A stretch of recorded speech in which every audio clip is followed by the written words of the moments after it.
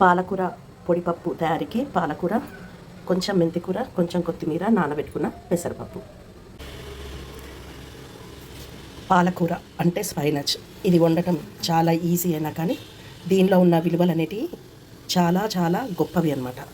ఇందులో ఉన్న లూటెన్, జియాజాంతిన్ అనేటి మన ఏజ్ని బట్టి మన కళ్ళల్లో కలిగే కంటి చూపు నష్టాల నుంచి మనల్ని కాపాడుతూ ఉంది. అందుకే మనం పాలకూర రెగ్యులర్గా తినాలి.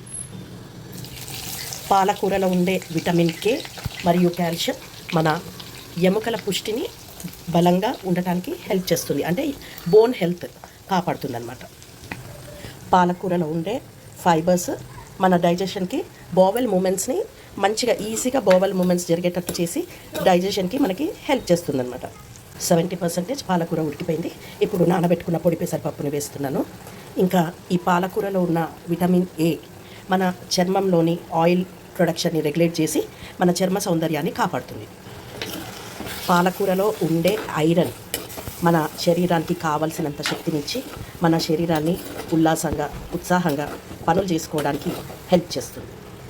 ఇలా నూనె పైకి వస్తే ఇంకా మనకి పాలకూర కర్రీ రెడీ అయిపోయినట్టే. పాలకూర పొడిపప్పు కర్రీ రెడీ.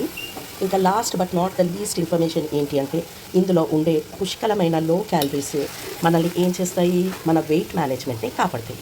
అండ్ మీకు ఈ వీడియోలో నేను ఇచ్చిన ఇన్ఫర్మేషన్ నచ్చితే please like, share and subscribe my channel. Thank you very much. Bye.